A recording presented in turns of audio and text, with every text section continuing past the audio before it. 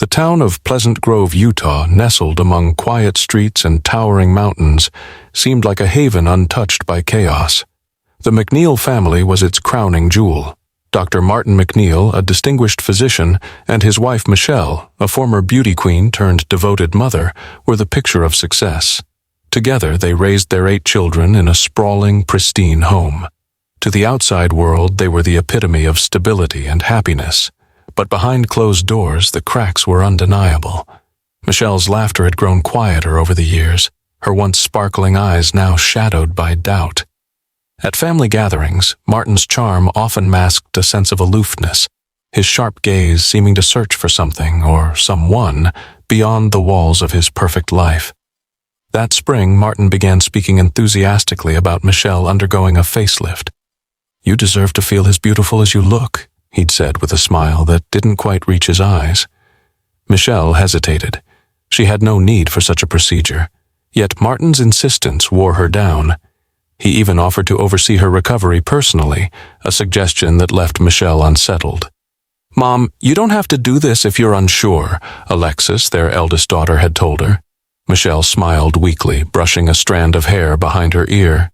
"Your father thinks it'll help," she replied, her voice barely audible. Alexis sensed something unsaid, but Michele quickly changed the subject. The day Michele finally agreed, their neighbor, Mrs. Avery, happened to overhear an argument through the open windows of the MacNeill home. Michelle's voice was tight with frustration. "I don't see why this is necessary, Martin," she exclaimed. His response was curt, cutting. "You'll regret crossing me," he hissed, a warning that left Mrs. Avery shivering. That evening, Martin sat in his office, flipping through a stack of papers with methodical precision. Among them was a medical bill Michele hadn't seen before. When she quietly entered the room, Martin froze. "What are you looking for?" he asked sharply, his tone more interrogative than curious. Michele blinked, startled, and quickly excused herself, leaving Martin alone with his papers and his thoughts. For those who knew Michele, her recent demeanor seemed uncharacteristic. She was quieter, more reserved, as though weighed down by something she couldn't share. At church the following Sunday, she lingered at the back of the hall instead of sitting beside Martin. When a friend asked if she was okay, she offered a faint smile and whispered, "Just tired." But it wasn't exhaustion that consumed her. It was suspicion, a growing unease that gnawed at her in the dead of night. She had noticed the faintest whiff of perfume lingering on Martin's shirts, the way his smile brightened when his phone buzzed with a message he wouldn't share. Something was changing, and Michele could feel it in her bones. The MacNeill home grew quieter in the weeks that followed, as though the very air between its walls had thickened with tension. The children noticed, too, though they didn't dare say much. The once lively family dinners had turned into muted affairs, punctuated only by the clink of silverware against porcelain. Martin remained cordial but distant, while Michele's gaze drifted to places no one else could see. Yet, despite her doubts, Michele tried to hold on to the life she had built. "Families go through rough patches," she told Alexis one evening. "Your father's just busy." But the words felt hollow even to her ears. She kissed Alexis goodnight, her hand trembling slightly as she smoothed the blanket on her daughter's bed. As spring edged closer, Pleasant Grove buzzed with talk of summer plans and family vacations. The MacNeill's apparent harmony continued to mask the tension that brewed just beneath the surface. But for Michele, every smile, every quiet moment in their picture-perfect home felt like walking on the edge of a crumbling cliff. The days passed in a haze of routine at the MacNeill household, but the tension between Martin and Michele simmered just beneath the surface. Martin, ever the picture of composure, had become increasingly insistent about one particular topic: Michele undergoing a facelift. At first, she dismissed his suggestions with a polite laugh, brushing them off as vanity that wasn't necessary. But Martin was relentless. "It's not just about appearance, Michele," he said one evening, his tone firm but cloaked in a feigned gentleness. "It's about feeling good about yourself again. You've been so stressed lately, and I think this could really help." Michele hesitated, her eyes flickering to Alexis, who sat quietly in the corner of the living room. She could feel her daughter's concerned gaze, but Martin's persuasive words left little room for argument. "I don't know, Martin. It just doesn't seem like something I need." Martin leaned forward, resting his elbows on his knees. "You deserve this, and you'll have the best care, my care. I'll personally handle everything, from the procedure to your recovery." The word recovery hung in the air like a faint but persistent echo. Michelle's stomach twisted in unease, but she didn't voice her doubts. Instead, she nodded absently, hoping that agreeing might diffuse the pressure. Alexis, however, wasn't so easily placated. "Mom, you don't have to do this," Alexis said later that night, her voice a whisper as they stood in the kitchen. "You look beautiful the way you are. Why is Dad so obsessed with this idea?" Michele shook her head, avoiding eye contact as she wiped down the counter. "He just wants what's best for me," she murmured, though the words felt heavy and insincere. "And maybe it will be good for me." Alexis wasn't convinced, but she didn't push further. Her mother's weariness was palpable, and Alexis knew when to let the matter rest. Still, she couldn't shake the nagging feeling that something was off, something she couldn't yet name. A week later, Michele reluctantly agreed to the procedure. Martin wasted no time scheduling the appointment, choosing a renowned plastic surgeon he claimed was a personal friend. Michelle's apprehension grew as the date approached, but Martin's enthusiasm overshadowed her concerns. He meticulously planned every detail of her recovery, going so far as to rearrange his work schedule to be home with her. But Michelle's unease only deepened. On the eve of her surgery, she walked into Martin's office to ask a simple question about the procedure. Instead, she found him hunched over his desk, a stack of papers spread out before him. The faint sound of a shredder hummed in the background. "Martin?" she said softly, startling him. He turned abruptly, his expression hard to read. "What are you doing?" "Just sorting through some old documents," he replied, his tone clipped. "Nothing you need to worry about." Michelle's eyes drifted to the shredder where a partially visible document bore her name. She opened her mouth to question him, but Martin's sharp gaze stopped her. "I'll be ready for dinner in a moment," he added, his voice leaving no room for further discussion. That night, as Michele lay in bed, she couldn't quiet her racing thoughts. Her mind replayed every subtle change in Martin's demeanor over the past few months, every suggestion he'd made about her appearance, and every insistence that this surgery was necessary. Was it possible that he wasn't being entirely honest about his motives? The following morning, as the family gathered for breakfast, Michele forced a smile. Martin was his usual charming self, discussing mundane topics with the children as though nothing was amiss. But when Alexis met Michelle's gaze, she saw the shadow of doubt lurking behind her mother's carefully maintained facade. Later that day, Mrs. Avery, the ever-watchful neighbor, saw Michele leaving the house with Martin. She noted how quiet Michele seemed, how she clutched her purse tightly as if it were a lifeline. Mrs. Avery couldn't hear their conversation, but the body language was unmistakable. Martin led and Michele followed, her steps hesitant and slow.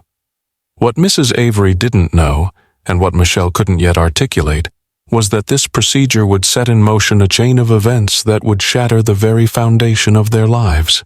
The morning of April 11th, 2007, began like any other in the MacNeill household. The children prepared for school while Martin sipped his coffee, scanning the headlines with calculated detachment. Michele moved slower than usual, her body still recovering from the surgery and the medications Martin had meticulously managed. She had grown quieter in recent days, her usual light replaced by a weariness that didn't go unnoticed by Alexis. "Mom, are you feeling okay?" Alexis asked, her tone tinged with worry. Michele nodded faintly, her lips forming a weak smile. "I'm fine, sweetheart, just tired," she replied, her voice barely above a whisper. Alexis hesitated, but the sound of the school bus horn interrupted her thoughts, pulling her away from her mother's side. By mid-morning, the house was silent. Michele had retreated to her room, seeking solace from the relentless fatigue. Martin had stayed home, claiming he needed to work on patient files, but his presence felt heavier than usual. The faint hum of his footsteps echoed through the hallways, a reminder of his constant proximity. At approximately 11:35 a.m., Martin dialed 911. His voice was calm but rushed, his words precise. "I need help at my house. My wife is unresponsive in the bathtub. She's not breathing. he reported, his tone devoid of panic. The dispatcher's voice crackled through the line, instructing him to begin CPR. Martin complied, though his demeanor remained eerily controlled. Paramedics arrived within minutes, their boots thudding against the tile as they raced to the master bathroom. Michele lay slumped in the tub, her face pale and her body lifeless. The room smelled faintly of lavender and antiseptic, a haunting contrast to the scene before them. One paramedic glanced at Martin, who stood nearby with his arms crossed, his expression unreadable. "We'll take over now," one of them said, kneeling beside Michele. Despite their best efforts, the paramedics could not revive her. At 11:58 a.m., Michele MacNeill was pronounced dead. Martin's reaction was unexpected.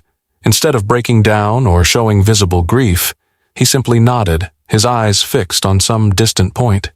"She's been on a lot of medications," he said matter-of-factly. "She just had surgery last week. Maybe her heart couldn't handle it." Later that afternoon, Alexis returned home to find 2 police cars parked in the driveway. Her heart sank. She rushed inside, her breath catching as she saw Martin speaking with an officer in the living room. His voice was calm, rehearsed. "It was an accident. She slipped, I think. I found her in the tub like that," he explained, his hands gesturing slightly for emphasis. Alexis's gaze darted to the bathroom door, which was slightly ajar. She felt a pull, an inexplicable need to see for herself. Pushing the door open, she was met with the cold reality of the scene. The tub was drained, but water still glistened on the porcelain. A folded towel lay neatly on the counter, untouched. Something about the room felt too perfect, too staged. That evening, as the family gathered in the living room, the silence was suffocating. Rachel clung to Alexis, tears streaming down her face, while the younger children sat in stunned confusion. Martin stood by the fireplace, his hands clasped behind his back. "We'll get through this together," he said, his tone steady. "Michele wouldn't want us to fall apart." But Alexis wasn't comforted. Her mind raced with questions. Why hadn't Martin called her immediately? Why did he seem so composed? And why, when she entered his office later that night, was he shredding papers with an almost mechanical efficiency? "Dad, what are you doing?" she asked, her voice trembling. Martin didn't look up. "Just getting rid of some old files. Nothing important," he replied, his tone dismissive. Alexis didn't press further, but unease settled deep in her chest. She couldn't shake the feeling that something wasn't right, that this tragedy was no accident. The days following Michele's death were cloaked in a heavy silence. The MacNeill home, once filled with laughter and familial chaos, now echoed with grief and uncertainty. Martin moved swiftly through the motions of mourning, his demeanor measured and composed, though his children struggled to find their footing in this new reality. Alexis, though overwhelmed with sorrow, couldn't ignore the unease growing within her. Martin's stoicism, his hurried explanations, and the shredding of papers late at night, it all gnawed at her, a constant whisper that refused to be silenced. But nothing prepared her for what came next. Barely 2 weeks after Michele's funeral, Martin called a family meeting. His tone was unusually upbeat as he announced, "I've hired someone to help us out around the house, a nanny. With everything going on, I think it's the best thing for everyone." The room fell into stunned silence. Rachel's eyes widened. "A nanny? So soon?" she asked, her voice incredulous. Alexis remained quiet, studying Martin's face.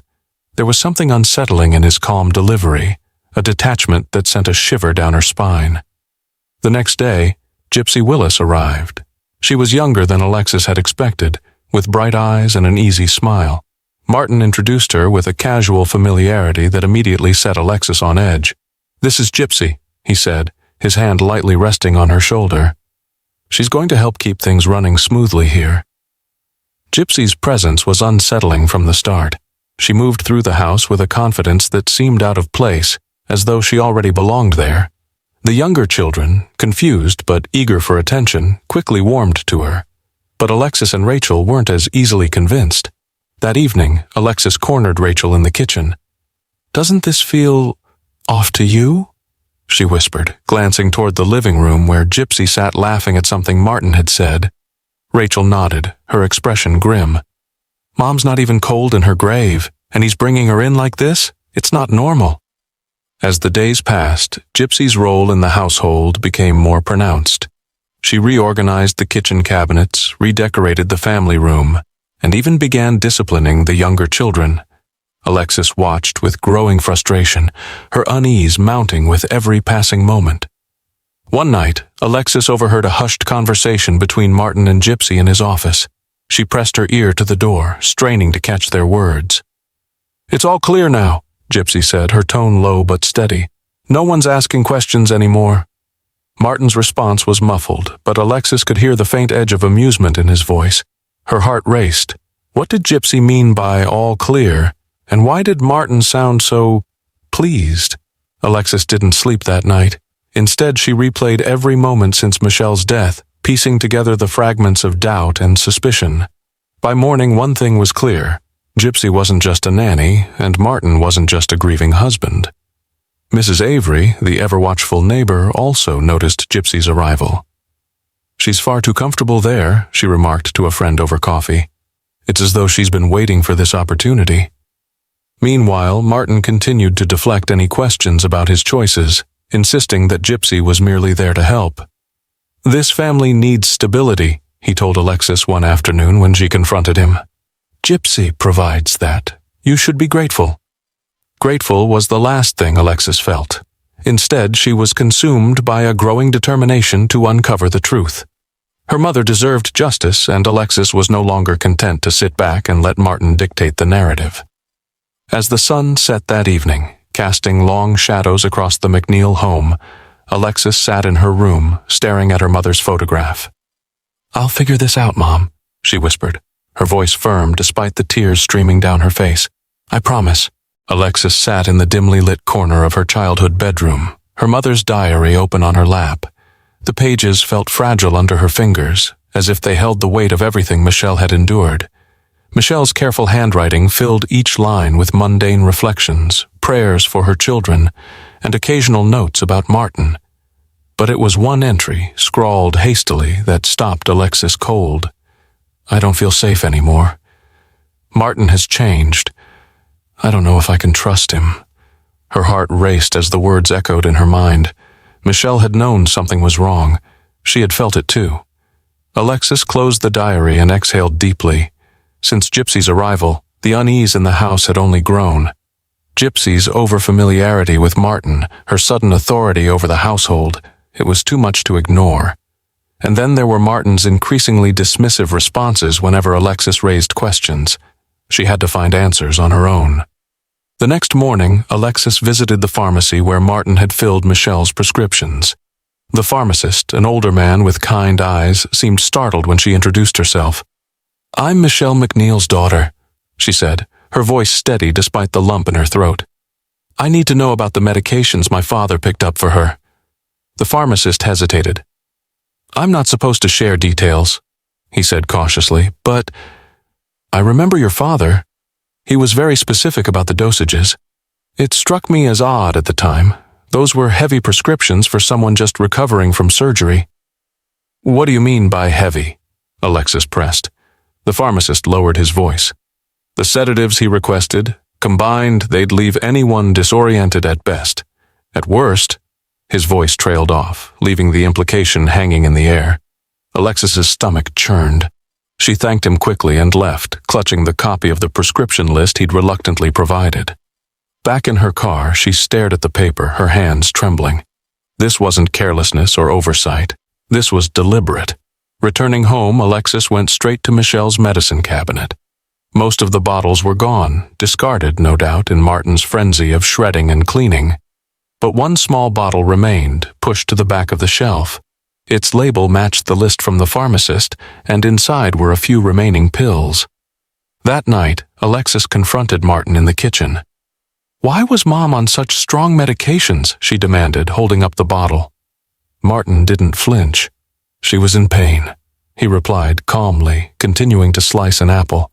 "I was managing her recovery, Alexis. I'm a doctor. I know what I'm doing. But why these specific pills, and why so many?" Alexis's voice rose. "The pharmacist said this combination doesn't make sense for someone recovering from surgery." Martin set the knife down and turned to face her. His expression was cool, detached. "You're overreacting," he said, his tone measured. "This is grief talking. You're looking for something that isn't there." "No, Dad," Alexis snapped, her voice trembling with frustration. "You're hiding something, and I'm going to find out what it is." Martin's gaze hardened.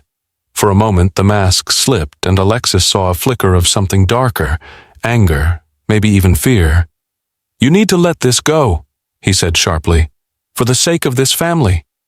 But Alexis couldn't let it go. That night, she sat at her desk, combing through every piece of information she could find about the medications, the potential side effects, the lethal doses. Each new discovery pulled her deeper into the web of doubt that surrounded her father. And then there was Gypsy. Alexis couldn't ignore her role in all of this. Gypsy had arrived too quickly, too comfortably. Her presence felt less like a solution and more like a replacement, a deliberate erasure of Michele's life and memory. Late that night, Alexis walked by her father's office. The door was slightly ajar, and inside she saw Martin hunched over his desk, his hand moving swiftly as he scribbled notes. A single word caught her attention on the papers scattered across the surface. "Will." Her breath hitched. She stepped back into the shadows and made her way to her room. Whatever her father was planning, Alexis was determined to stop it. For her mother, for her family, for the truth. Alexis sat in her car outside the Pleasant Grove Police Department, gripping the folder of evidence she had painstakingly gathered. Her heart pounded as she replayed every discovery. The suspicious medications, her father's evasive behavior, Gypsy's unsettling presence. It was all leading to one inescapable conclusion. Michele's death wasn't an accident. Inside, she met with Detective Hillman, a middle-aged officer known for his thorough approach. As Alexis laid out her findings, her voice wavered but didn't falter. "I know something isn't right," she said, sliding the pharmacist's notes and her mother's journal across the desk.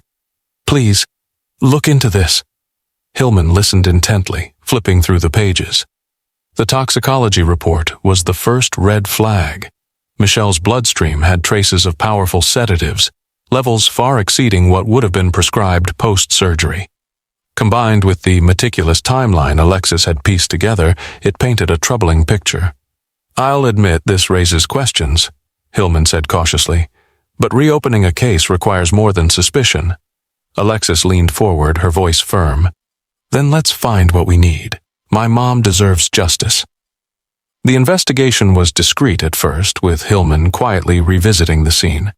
Paramedics who had responded to the 911 call confirmed their initial concerns about the inconsistencies in Martin's statements. He wasn't acting like a grieving husband, one recalled. It was like he was managing a situation. The breakthrough came when Linda Clough, Michele's sister, joined Alexis's efforts. Linda had her own doubts, spurred by Michele's last phone call weeks before her death. "She sounded scared," Linda told Hillman. "She said Martin was pressuring her to sign documents she didn't understand." Detectives requested Michele's medical records and discovered something damning. A second prescription for sedatives, filled under Martin's name but intended for Michele. Surveillance footage from the pharmacy showed Martin picking up the medication just days before her death.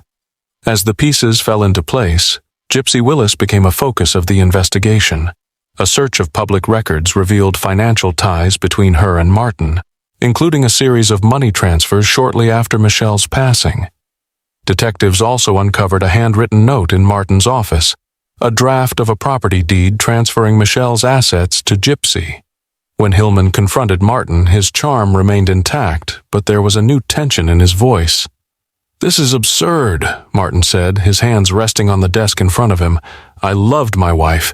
These accusations are baseless." But the evidence spoke louder than his words. Toxicology experts reviewed Michele's autopsy again and concluded that the combination of drugs in her system was not consistent with a standard recovery regimen. This wasn't negligence, one expert stated. It was deliberate. As the case gained momentum, Alexis found herself at odds with her father more openly. One evening, after learning about the reopened investigation, Martin confronted her in the hallway. "What are you trying to do?" he demanded, his voice low but venomous.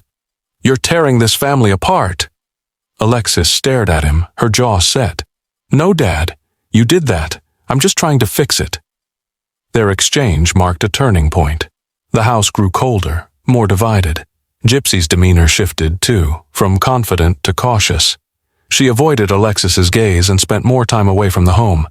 The tension was palpable. The final piece of evidence came unexpectedly. A neighbor provided security footage showing Martin carrying a black duffel bag out to his car the morning of Michele's death. When asked about it, Martin claimed it was old medical equipment, but the footage showed him returning hours later without the bag. Hillman called Alexis the next day. "We're moving forward," he said simply. "Your mother's case is officially reopened." For the first time in months, Alexis felt a glimmer of hope, but she knew the battle was far from over. If Michele's death was to be avenged, they would need more than evidence. They would need the truth. As the reopened investigation into Michele's death progressed, the image of Martin MacNeill as a grieving husband began to fracture. Alexis had always known her father to be ambitious, even ruthless in his pursuit of success, but the secrets that started to surface revealed a man she barely recognized. Detective Hillman began uncovering a series of troubling discrepancies in Martin's professional life. His medical credentials, once considered impeccable, were revealed to be riddled with inconsistencies. Records from his medical school showed questionable grades and an unexplained gap in his education. One former colleague recalled a whispered rumor. Martin had falsified documents to secure his residency. Gypsy Willis's role in Martin's life became even more suspicious. Financial records showed that Martin had transferred substantial sums of money to her account weeks before Michele's death. These transfers coincided with documents found in Martin's office, including a draft of a will that would have left most of Michele's assets to Gypsy.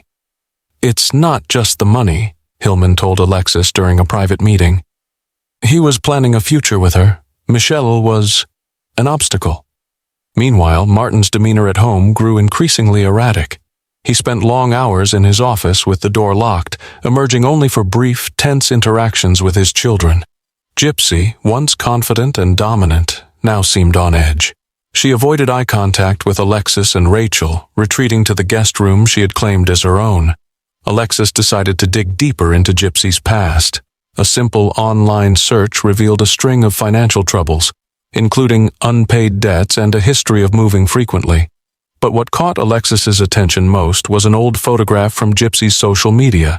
She was wearing a necklace that looked strikingly similar to one Michele had treasured.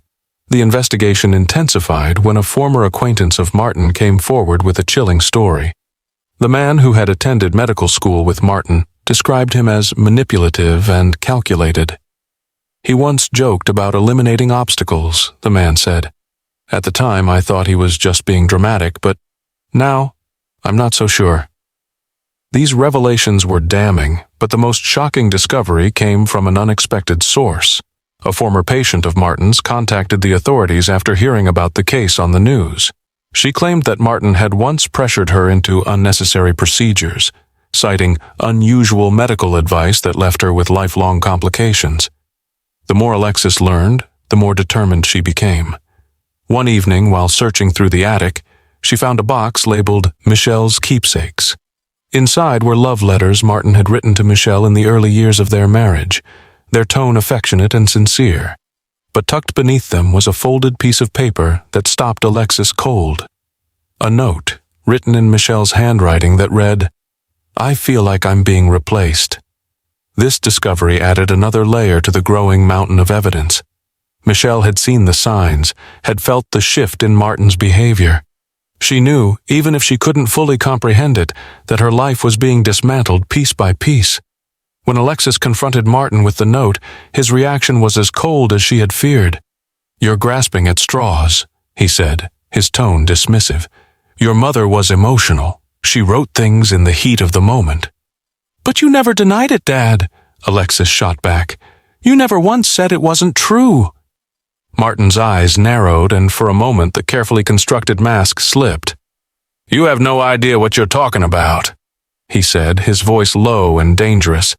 "You're playing a game you can't win." The tension in the house reached a breaking point. Alexis felt the walls closing in, but she refused to back down. Her father's double life, his lies, his manipulations, his plans, was unraveling before her eyes. And with every new revelation, she grew closer to the truth that would change everything. The courtroom was packed, the air thick with anticipation. The trial of Martin MacNeill had captured national attention, a case dripping with betrayal, deception, and murder. Journalists scribbled furiously as Martin entered, flanked by his defense team. His expression remained stoic, though his eyes darted around the room, betraying a hint of unease. Alexis sat near the front, her presence a beacon of resolve. She clutched her mother's diary in her lap, its worn cover a reminder of why she had fought so hard to bring this moment to fruition. Beside her, Linda Clough leaned forward, her jaw set in quiet determination. Both women were the driving forces behind the reopened investigation, and now justice felt within reach. The prosecution began their case with a searing opening statement. "This is not a case of natural causes or tragic accidents," the prosecutor declared, their voice echoing through the courtroom. "This is a case of premeditated murder, carried out by a man who saw his wife as an obstacle to his selfish desires." One by one, witnesses took the stand. Paramedics testified about the inconsistencies in Martin's account of Michele's death. The lead toxicologist presented evidence of the lethal drug cocktail found in Michele's system, explaining how the levels were not compatible with standard recovery care. Alexis's testimony was among the most powerful moments of the trial. As she recounted the events leading up to her mother's death, her voice wavered but didn't break. "I knew something was wrong," she said, her eyes locking with Martin's. "My father was controlling her medications. He kept us in the dark about everything." When asked why she hadn't confronted Martin sooner, Alexis hesitated before answering. "Because I was scared, but I couldn't stay silent anymore. My mom deserved better." Martin's defense attempted to paint a different picture, portraying Michele as emotionally unstable and suggesting her death was a tragic accident exacerbated by her own choices. They presented emails and notes that painted Michele as overwhelmed, hoping to redirect the jury's focus. But the prosecution was prepared. They introduced a new witness, a former colleague of Martin's, who testified to his manipulative tendencies. "Martin was always calculating," the colleague said. "He knew how to charm people, but underneath he was always looking for an angle." The moment that turned the tide came when Gypsy Willis took the stand. Despite her polished demeanor, cracks began to show under cross-examination. When pressed about her relationship with Martin, she admitted to their affair but claimed ignorance of any plans to harm Michele. "I was just following his lead," Gypsy said, her voice trembling. He told me that everything would be fine, that I didn't need to worry." The prosecution seized on her slip, asking, "And what exactly did you think you didn't need to worry about?" Gypsy's silence was deafening, her face pale as the question hung in the air. By the trial's third week, the jury had been presented with an overwhelming amount of evidence: the altered medical records, the suspicious prescriptions, the financial ties to Gypsy. But it was the emotional impact of Alexis's testimony that lingered most. Her courage in the face of her father's betrayal resonated with everyone in the room. In closing arguments, the prosecutor painted a vivid picture of Martin's deceit. He wore the mask of a loving husband, but beneath it was a man who saw his wife as expendable. Michele MacNeill deserved better. Her children deserved better. Today you have the power to deliver justice. As the jury deliberated, Alexis sat outside the courtroom, her hands clasped tightly. Linda placed a comforting hand on her shoulder. "You've done everything you could," Linda said softly. "Now it's up to them." After hours of deliberation, the jury returned with their verdict. The courtroom fell silent as the foreperson stood. "We, the jury, find the defendant, Martin MacNeill, guilty of first-degree murder." A collective gasp rippled through the room. Martin's face remained unreadable, but Alexis could see the faintest flicker of something. Shock, perhaps, or defeat. For Alexis, it wasn't just a verdict. It was a promise kept to her mother, a step toward healing the wounds that had scarred their family forever. The verdict reverberated through the courtroom, a moment of finality that hung heavy in the air. Martin MacNeill, once a respected doctor and pillar of Pleasant Grove, was now a convicted murderer. The words, "guilty of first-degree murder," echoed in Alexis's mind as she sat frozen in her seat. She exhaled slowly, her heart pounding with a mixture of relief and grief. As the judge prepared to deliver the sentence, the courtroom remained silent. Family members and friends of Michele MacNeill filled the gallery, their faces etched with a range of emotions: anger, sorrow, and quiet triumph. Alexis gripped Linda Clough's hand tightly, feeling the weight of the moment. Martin stood before the judge, his once polished demeanor replaced by a cold, distant expression. When asked if he had anything to say, he shook his head. His silence spoke volumes, a refusal to acknowledge the pain he had caused. The judge's voice was firm as he addressed Martin. "Your actions were calculated and cruel. You betrayed the trust of those closest to you and took the life of a woman who trusted you with her heart and her safety. For your crimes, you are sentenced to life in prison without the possibility of parole." A ripple of emotion swept through the room. Tears welled in Alexis's eyes as she turned to her siblings who sat quietly in the row behind her. Rachel broke down, burying her face in her hands. The younger children, shielded from much of the trial's details, clung to each other, their innocence stark against the gravity of the situation. Outside the courthouse, a throng of reporters awaited the family. Cameras flashed as Alexis and Linda emerged, flanked by supporters. Alexis paused, gripping the microphone handed to her. Her voice was steady, though her hands trembled slightly. "This verdict is not just justice for my mother," she said, her tone resolute. "It's a reminder that no one is above accountability, no matter how powerful they may seem. My mom deserved so much more than what she got. Today, we take a step toward healing." Her words resonated with those who had followed the case, a poignant reminder of the cost of silence and the strength of truth. Inside the prison walls, Martin adjusted to his new reality. Stripped of his title, his reputation, and his freedom, he became just another inmate. But even behind bars, his presence loomed large in the lives of those he had wronged. For Alexis, the battle wasn't entirely over.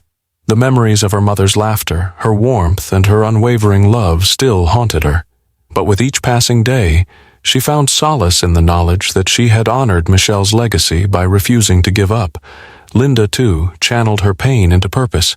She became a vocal advocate for victims of domestic violence and manipulation, sharing Michele's story to raise awareness.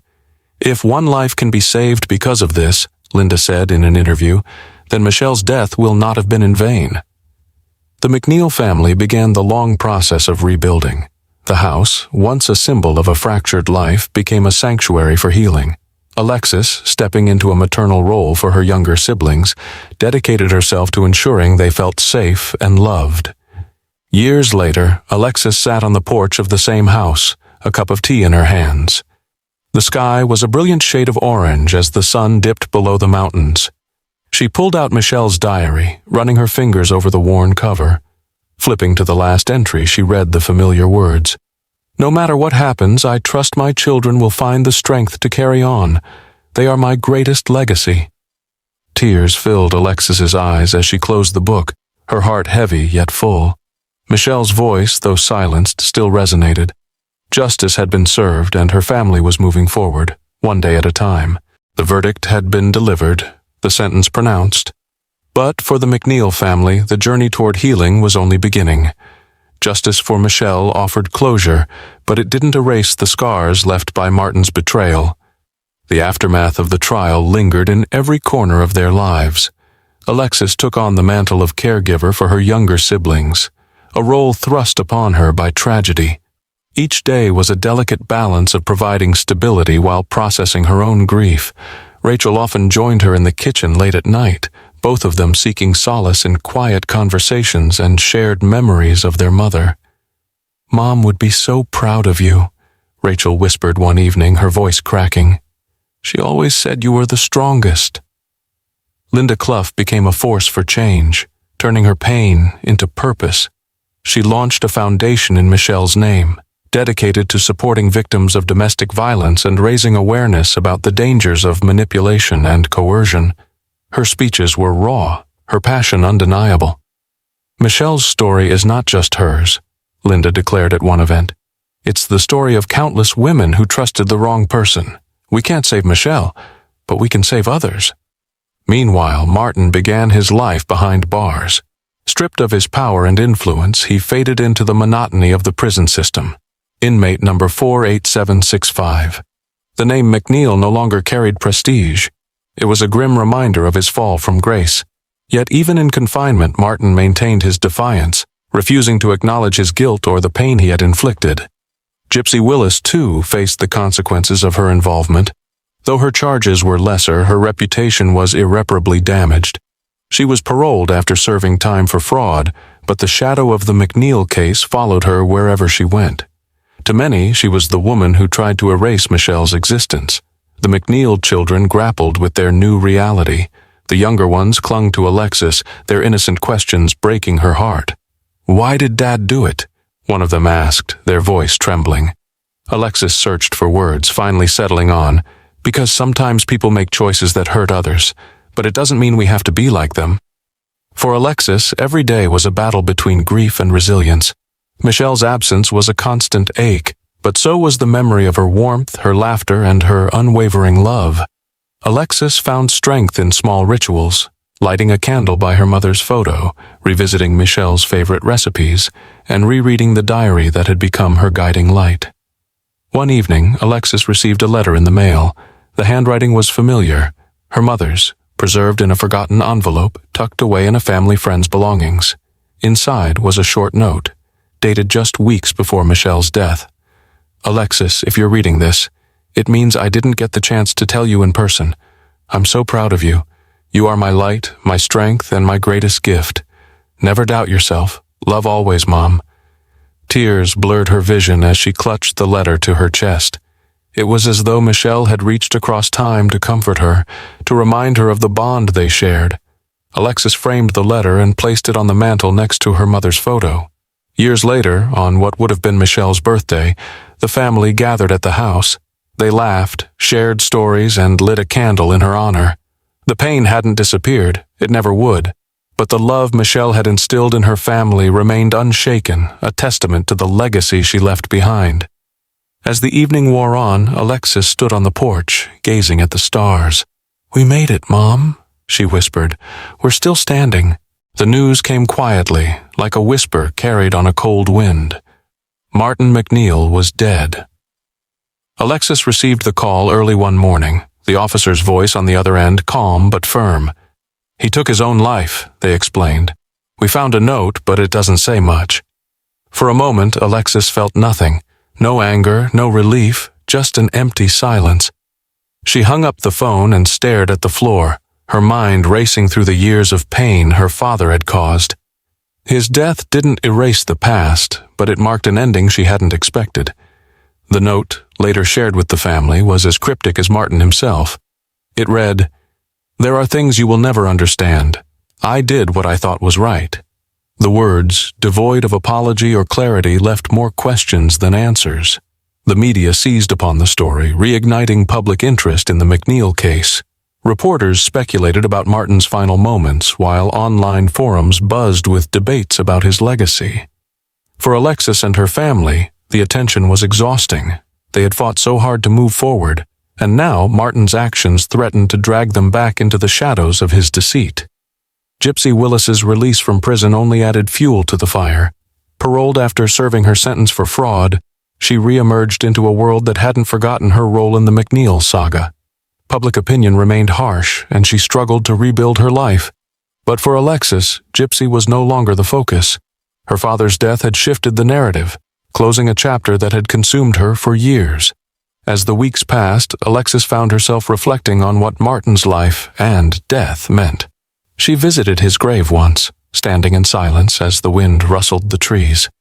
"You could have been better," she whispered. "You had every chance. But you chose this." Back at home, the family continued to heal. Linda Clough remained a steadfast presence, her advocacy work growing in scope and impact. She spoke at events across the country, sharing Michele's story to empower others. "This isn't just about what happened to my sister," Linda often said. "It's about ensuring no one else endures what she did." Alexis found strength in her siblings.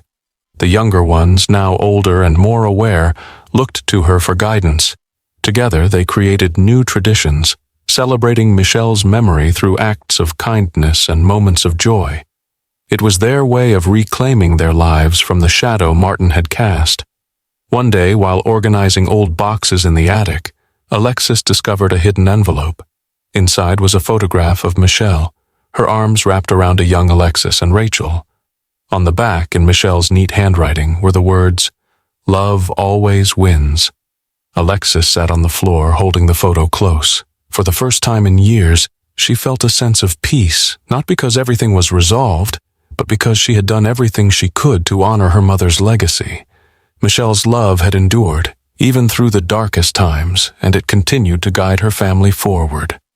As the sun set on Pleasant Grove, the MacNeill home stood quietly, its walls bearing witness to years of triumph and tragedy. Alexis stood on the porch, watching the sky turn shades of gold and crimson.